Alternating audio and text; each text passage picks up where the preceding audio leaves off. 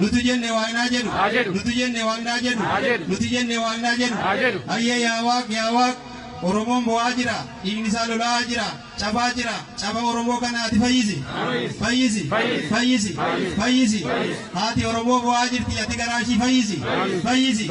yaa waaqsi kadhannaa nu dhagayi yaa waaqsi kadhannaa nu dhagayi yaa waaqsi kadhannaa nu dhagayi Oromootu hidhaa keessa jira hidhaa keessa nu baasi Oromoon hidhame haa hiikamu Oromoon hidhame haa hiikamu kan hidhe haa hidhamu Oromoon hidhame haa hiikamu kan Oromoo hidhe haa hidhamu kan Oromoo balleessuu yaadu ati balleessi yaa waa balleessi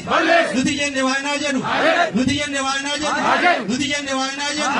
Oromoon haa beeku walaa beeku adde Oromoo adda leencaa haa ta'u Cimini Oromoo cimina qeerransaa haa ta'u Oromoon haa lalistu Oromiyaan haa lalistu Oromoon walaa beektu Oromoon abbaa mirgaa haa ta'u mirgaan bayi mirgaan gadi Oromoon inni mirga jirus inni bita jirus tokkummaansaa haa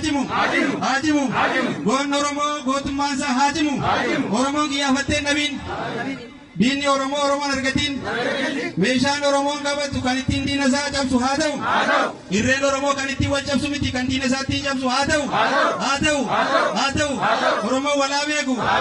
beeku akka keenya barbaanna ati nu gargaari yaa Rabbi ati irree nu ta'i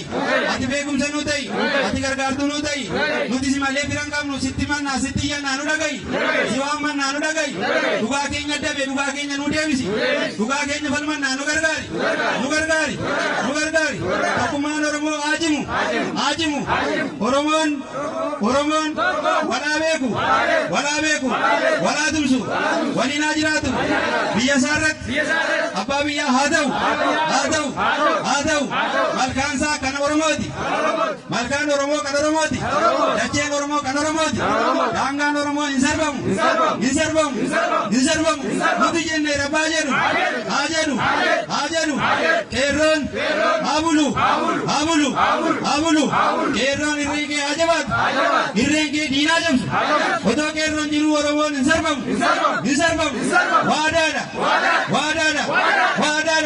nuti jenne waaqnaa jedhu otoo qeerroon jiru lafeen Oromoo diin Oromoo hin gannamu nuti jenne waaqnaa jedhu akka keenya hin dhiibnu abbaa biyyaa hin taana irreessa milkii haa ta'u irreessa bilisummaa haa ta'u nuti jenne waaqnaa jedhu nuti akka keenya hin dhiibnu nama tuqnu nama nu tuqe hin dhiibnu tuma waaqaati tuma gadaati waadaadha waadaa oromummaati waadaan keenyi hin jabu hin jallatu keenya irratti waliif waadaadha hin jabu hin jallatu hirbuu waaqaan lafaati nuti jenne waaqnaa jedhu jaalalli Oromoo haa cimu dhageettiin Oromoo haa dhagahamu nuti addunyaa fakkeenya addunyaan nu haa beeku Oromoon haa beekamu kan Oromoo gadi qabu Oromoo irraa haa qabamu kan Oromoo hidhe haa hidhamu waadaan keenya hin jabu ammallee yaa waaq kan nu keessa deemee nuti malwaksiitu argaa nu keessaa baasi dhooftu tawalwaallee bitamtu nuti nagarru sit argaa nu keessaa baasi akka namaan barbaannu akka keenya barbaanna isa akka keenya barbaadu nurraa kaasi isa arraba keenya jallisuuf yaadu arraba isaa keessatti laamshesi isa dubbii keenya dhaga'ee namatti dhaga'ee odeessu gurra isaa dibbeetti gadi gadi waaq